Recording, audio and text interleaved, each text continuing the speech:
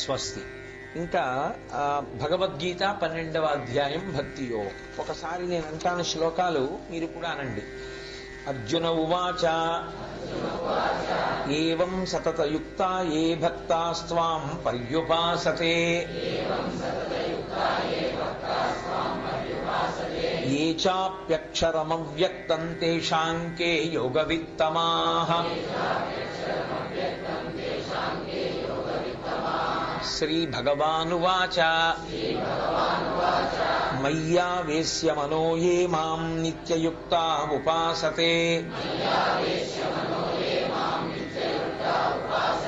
శ్రద్ధయా పరయోపేతాః తే మే యుక్తతమా మతాః.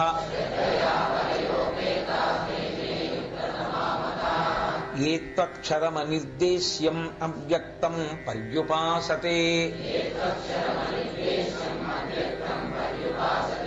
సర్వత్ర గమచింత్యం చ కూటస్థమచలం ధ్రువం సంనియమేంద్రియగ్రామం సర్వత్ర సమబుద్ధయః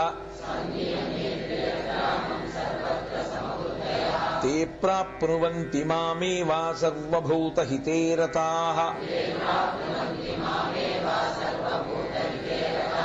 క్లేశోధికతరస్తేషాం అవ్యక్తాసక్తచేతసాం అవ్యక్తా హి గతిర్దుఃఖం దేహవద్భిరవాప్యతే. ఏ తు సర్వాణి కర్మాణి మయి సన్యస్య మత్పరః అనన్యేనైవ యోగేన మాం ధ్యాయంత ఉపాసతే. తేషామహం సముద్ధర్తా మృత్యు సంసారసాగరాత్ భవామి న చిరాత్ పార్థ మయ్యావేశితచేతసాం.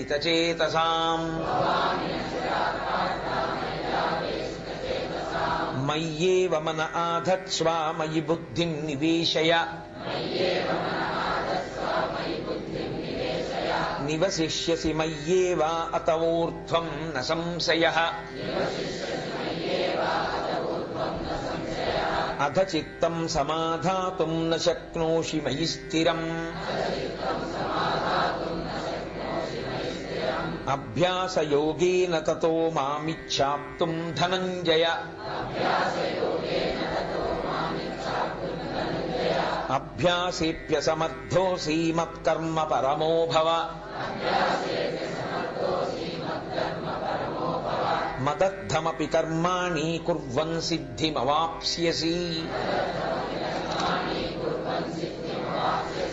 అథైతదప్యశక్తోసి కర్తుం అద్యోగమాశ్రితః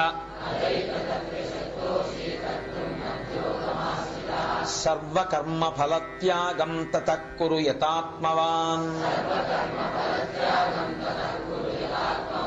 శ్రేయో హి జ్ఞానమభ్యాసాత్ తజ్ఞానాద్ ధ్యానం విశిష్యతే.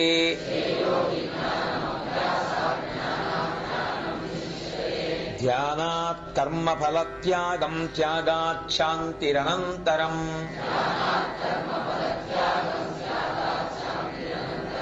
అద్వేష్టా సర్వభూతానాం మైత్రః కరుణ ఏవ చ.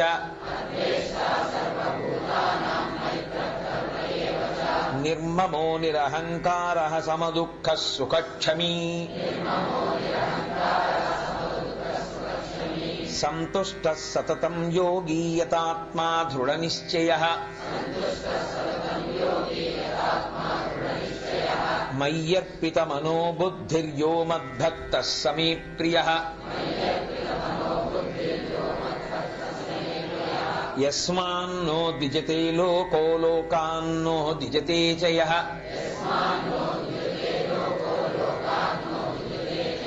హర్షామర్షభయోద్వేగైః ముక్తో యః స చ మే ప్రియః.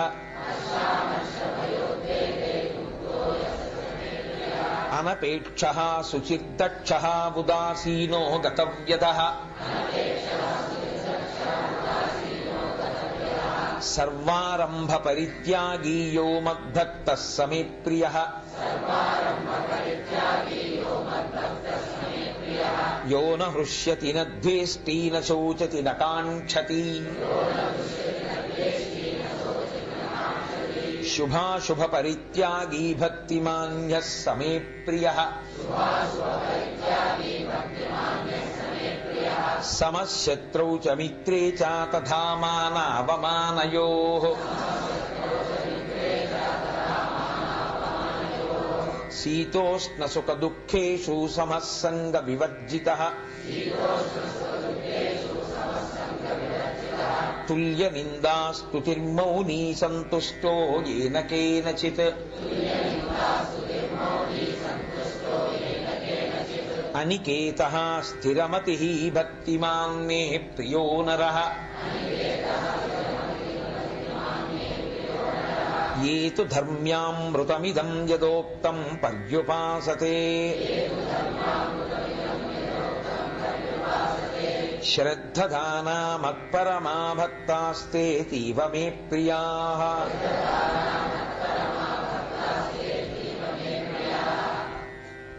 అంటే దాని అర్థం ఇవాళ ఉపన్యాసంతో 12వ అధ్యాయం పూర్తి చేసినట్టు.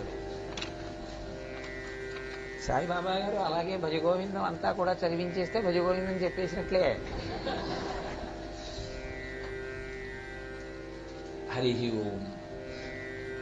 భగవానుడు అందులో చెప్తున్నది ఏమి అంటే ప్రధానంగా ఎవరు నిర్గుణోపాసన చేస్తున్నారో, అక్షర పరబ్రహ్మోపాసనము చేస్తున్నారో, ఎవరు జ్ఞానమును పొందాడో, జ్ఞానము అంటే పుస్తక సంబంధమైన జ్ఞానము కాదు, పుస్తక సంబంధమైన జ్ఞానము నుండి అనంతమైనటువంటి జ్ఞానమును పొందడం. ఏది తెలుసుకున్న తరువాత ఇంకొకటి తెలుసుకోక్కర్లేదో అది తెలుసుకోవడాన్ని వేదము అంటారు. వేదము అన్నది విద్ అన్న ధాతువులోంచి వచ్చింది. విద్ అంటే తెలుసుకొనుట. ఏది తెలుసుకున్న తర్వాత వేరొకటి తెలుసుకోవలసిన అవసరం ఉండదో, అది తెలుసుకున్న తర్వాత అన్నీ తెలియబడినట్లో దానికి వేదమని పేరు.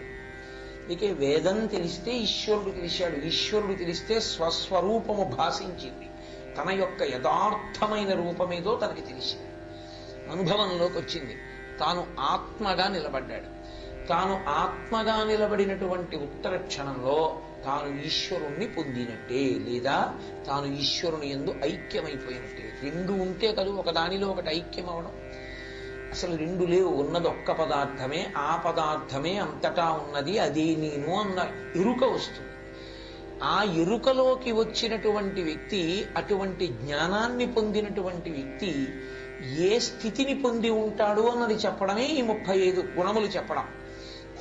ఆ శ్లోకములన్నింటికీ కూడా అద్వేష్టా సర్వభూతానాం దగ్గర నుంచి ఉన్న శ్లోకాలన్నీ అటువంటి జ్ఞాని యొక్క గుణములను చెప్తాయి. అది మనం దాన్ని చూసి అబ్బా అదేమిటండి అలా మనం కూడా ఉందాము అంటే ఉండే అవకాశం ఉన్నటువంటి గుణములు కావు. అందుకే మీరు బాగా జ్ఞాపకం పెట్టుకోవలసిన విషయం ఒకటి ఉంటుంది. మీరు ఎన్నడూ చెయ్యకూడనిటువంటి విషయాలు 2 ఉంటాయి లోకంలో. ఏవా 2 అంటే గొప్ప జ్ఞానిని అనుకరించే ప్రయత్నం చెయ్యకూడదు. మహాజ్ఞానులు ఉంటారు, మహాజ్ఞానులైన వారు ఏం చేస్తుంటారో దాన్ని మీరు చేసే ప్రయత్నం ఎప్పుడూ చేయకూడదు. నేను మీకు ఒక ఉదాహరణ చెప్పాలి అంటే, భగవాన్ రమణులు ఎలా ఉంటారో, రామకృష్ణ పరమహంస ఎలా ఉంటారో, వివేకానందుడు ఎలా ఉంటాడో అలా మీరు ఉందాము అని ప్రయత్నం చేయకూడదు. ఎందుకో తెలుసా అండి? ఒక్కటే కారణం, అసలు మీరు అలా ఉండలేరు. అది కుదిరే విషయం కాదు, అది అనుకరించే విషయం కాదు. నేను ఎందుకు మీతో ఈ మాట మనవి చేస్తున్నానంటే, ఒకానొకప్పుడు ఒక ఆవిడ రమణ మహర్షి దగ్గరికి వచ్చి ఏడ్చింది. ఎందుకు ఏడుస్తున్నావు అని అడిగారు ఆయన. నాకు చాలా పాపం ఉందండి ఆవిడ. చాలా పాపం ఉందని ఏడుస్తావు ఎందుకు? పాపాన్ని పోగొట్టుకో అన్నారు. అంటే ఆవిడంది పాపాన్ని పోగొట్టుకోగలిగినంత సమర్థతతో పుణ్యక్రియ చేయలేను, నా పాపం పుచ్చుకునే వాళ్ళు ఉన్నారా అంది. ఆయన అన్నారు, నాకు ఇచ్చేయి, నేను పుచ్చేసుకుంటాను. అంటే నీళ్లతో మీకు ధార పోసేయినా నా పాపాన్ని అంతటినే అంది. పోసేసేయి. ఆయన ఇలా చేయి పట్టారు. చేయి పడితే అందులోకి ఈవిడ పాపాన్ని ధారబోయేసింది. నా పాపం యావత్తు రమణులకు ధారబోస్తున్నాను, పుచ్చేసుకున్నాను నీ పాపం, ఇక నీకు ఇప్పుడు లేదా అన్నారు. లేదు. సంతోషంగా ఉండేది. వెళ్ళిపోయింది ఆవిడ పరమ సంతోషం. మరి వచ్చిందా రమణులకు పాపం అంటే, నేను మీకు ఒక మాట చెప్తాను విను. పెద్ద అగ్నిహోత్రం రగలుతోంది అనుకోండి, మీరు చేతిలో నీళ్లు పోసుకుని ఆ నీళ్లు పట్టుకెళ్ళి చల్లారనుకోండి ఇలా అగ్నిహోత్రం మీద, ఆ నీళ్లు అగ్నిహోత్రంలో ఆవిరైపోతాయా, అగ్నిహోత్రం ఆ నీటికి ఆరిపోతుందా? నీళ్లు ఆవిరైపోతాయి. అంతటి మహాజ్ఞాని పాపాన్ని తీసుకున్న పాపము ఆవిరైపోతుంది. అది జ్వలిస్తున్నటువంటి అగ్నిహోత్రం. అందుకే శివగీత అని పార్వతీదేవిని కూర్చోపెట్టుకుని చెప్తాడు అసలు గురువు అంటే ఏమిటో, గురువు యొక్క వైభవం ఏమిటో చెప్పి చెప్పి చెప్పి చెప్పి పరమశివుడు అంతటి వాడన్నాడు, నగురోరధికం నగురోరధికం నగురోరధికం ఇది శివశాసనతః అన్నాడు. ఇది శివశాసనం పార్వతి, మహాజ్ఞానినైన నేను చెప్తున్నాను. గురువు కన్నా అధికుడు ఇక లోకంలో లేడు లేడు లేడు, సత్యం. 3 మాటలు చెప్తున్నాను. అజ్ఞాని అయిపోయినటువంటి వ్యక్తి ఆయననిక పాపం అంటదు, ఆయనను పుణ్యం అంటదు. అందుకే ఆయన కర్మలు మీకు అందేవి కావు. మీరు ఆయనని అనుకరించే ప్రయత్నం చేశారనుకోండి, లేనిపోని ఉపద్రవాలన్నీ వస్తాయి. జ్ఞాని అయిపోయిన తరువాత మీకు మీ ప్రవర్తన అలా అయిపోతుంది. కానీ జ్ఞాని కాకుండా జ్ఞాని అయిన వాడు ఎలా ఉంటాడో అలా నేను ఉంటాను, అలా ఉండడం వల్ల నేను ఆ స్థాయికి వెళ్ళిపోయాను అనుకుంటారు చాలా మంది. ఇవాళ లోకంలో ఈ పోకడ మీకు చాలా ఎక్కువగా కనపడుతుంది.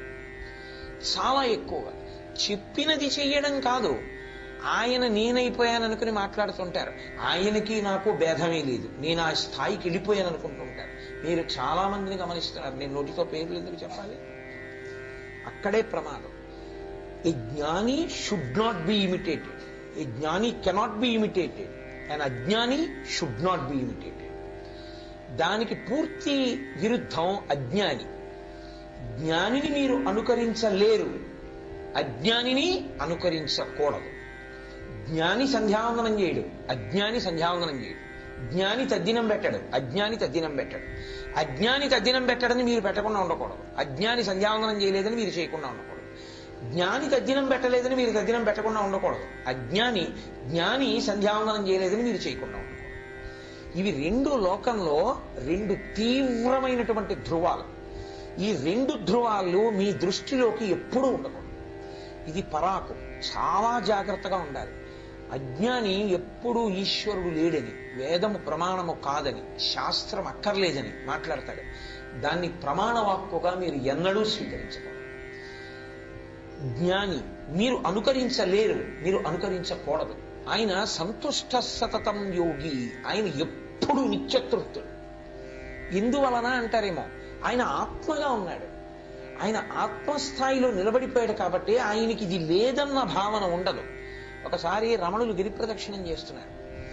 గిరి ప్రదక్షిణం చేస్తుంటే ఆయన పెట్టుకున్న గోచి చిరిగిపోయింది, కన్నం పడిపోయింది. పడిపోతే ఆయన వెనక ఉన్న అంతేవాసులు అన్నారు, భగవాన్ మీరు పెట్టుకున్న గోచి కన్నం పడిపోయింది అన్నారు. ఆయన అన్నారు, అలాగా. ఆయనకి దాని మీద స్పృహ ఉండదు.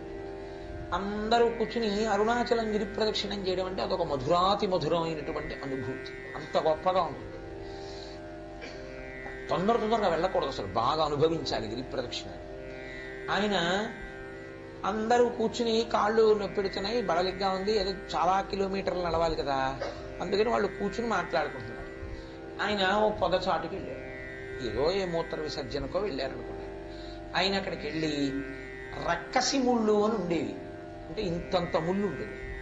ఆ రక్కసి ముళ్ళు ఒకటి తీసుకుని వేరొక రక్కసి ముళ్ళు తీసి, ఈ రక్కసి ముళ్ళు యొక్క మొదటి భాగం లావుగా ఉన్న చోట ఓ కన్నం పెట్టి గోచి ఊడదీసి అక్కడ పెట్టుకుని అందులోంచి 2 దారాలు లాగి ఈ రక్కసి ముళ్ళుకి ఎక్కించి కన్నం పడిన గోచీకి కుట్టేసుకుని మళ్ళీ గోచీ పెట్టుకుని వచ్చేసింది తప్ప ఇంకొక గోచీ కావాలని కూడా ఆయన అడగలేదు.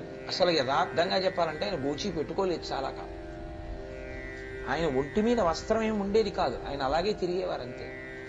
హోర్న వానబడితే తలస్నానం, రాళ్లు పెట్టి కొట్టారు, టమాటా పళ్ళు పెట్టి కొట్టారు, పిల్లలు ఆయన మీద ఉమ్ము వేశారు, ఆయన మీద మూత్ర విసర్జన చేశారు. ఆయన చెల్లించేవారు కాదు. పిల్లలు అల్లరి చేస్తున్నారని పాతాళలింగం అని ఉంది ఇప్పటికీ అరుణాచలంలో. అప్పుడు పాతాళలింగం దగ్గరికి ఎవరు వెళ్ళేవారు కాదు, ముళ్ళ కంపలతో నిండిపోయి ఉండేది. ఆ పాతాళలింగం దగ్గరికి దిగి శివలింగం వెనకాతల ఆయన ఇలా కూర్చుని భావ సమాధిలో ఉండిపోతే, అంటే ఆత్మగా తాను నిలబడిపోతే, ఆయన తొడల కింద తేళ్లు జర్రులు అన్నీ చేరిపోయాయి. ఆ చమాయింపుకి చేరి కొరుక్కు తినేస్తే మాంసము ఎముకలు బయటికి వచ్చి నెత్తురు కారి అట్టలు కట్టేసింది గోడల పక్కన. ఆయనకి తెలియదు. ఆయనకి బాహ్య స్మృతి లేదు, శరీర స్మృతి లేదు. ఇది నిరూపించండి, చూపించండి అంటే అందుతుందా? అది జ్ఞాని యొక్క లక్షణం. రమణులు సంధ్యావందనం చేయలేదు, నువ్వు చేయమంటున్నావు. పాతాళలింగం వెనక తొడలకి తేళ్లు కొరికితే తెలియకుండా కూర్చున్నారు, నువ్వు కూర్చుంటావా? అందుకే ఎప్పుడు జ్ఞానిని అనుకరించకూడదు. సాయిబాబా గారు ఎప్పుడో ఏదో వండారు చేయి పెట్టని చెప్పి నువ్వు చేయకూడదు అలాంటి ప్రయత్నాలు. అది ఆయన జ్ఞాని, ఆయనకి చెల్లుతుంది, నీకు చెల్లదది. నువ్వు ఆ స్థాయికి వెళ్ళు, నీకు చెల్లుతుంది. నీకు పంచభూతములు వశవర్తులవుతాయి. ఈశ్వరుడికి ఎలా వశవర్తులవుతాయో పంచభూతములు అలా వశవర్తులవుతాయి. ఒక జ్ఞానము ఆ స్థాయి పొందినటువంటి ఎవరైనా సరే, ఫ్రేమ్స్తో ఏముందండి, ఉపాధులతో. దానికి ఒక పేరుంది కాబట్టి అలా పిలవడం. కాబట్టి వాళ్ళకి అసలు శరీరములకు సంబంధించినటువంటి స్పృహయే ఉండదు. ఇక అహంకార మమకారాలే ఉంటాయి, ఏమీ ఉండవు. అందుకే ఆయన ఇదే ఒక పెద్ద తొడుగు ఆత్మకి, మళ్ళీ తొడుక్కి తొడుగేమిటి అని ఆయన శరీరం మీద బట్ట లేకుండా తిరిగారు. చాలా మంది అడిగారు ఆయన, భగవన్ మీరంటే ఆ స్థాయిలో ఉన్నారు కానీ లోకం ఆ స్థాయిలో లేదు, కాబట్టి మిమ్మల్ని వేరొక విచిత్రమైన వ్యక్తిగా చూస్తుంది, అందుకని మీరు గోచీ పెట్టుకోండి అన్నారు. అంటే అప్పటి నుంచి ఆయన గోచీ పెట్టుకునేవారు.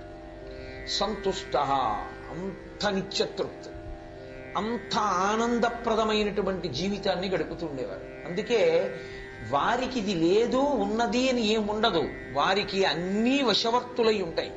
వారు అంత నిత్యతృప్తితో అంత సంతోషంగా జీవితాన్ని గడుపుతారు. తుల్య నిందా స్తుతిర్మౌని సంతుష్టో ఏనకేనచిత్ అనికేత స్థిరమతి భక్తిమాన్నే ప్రియో నరః అంటాడు భగవానుడు. వారికి నిందా లేదు, స్తుతి లేదు. అంటే నింద అంటే ఏమిటండి? మీ మనసు వ్యతిరిక్త దిశలో ప్రతిస్పందిస్తే నింద.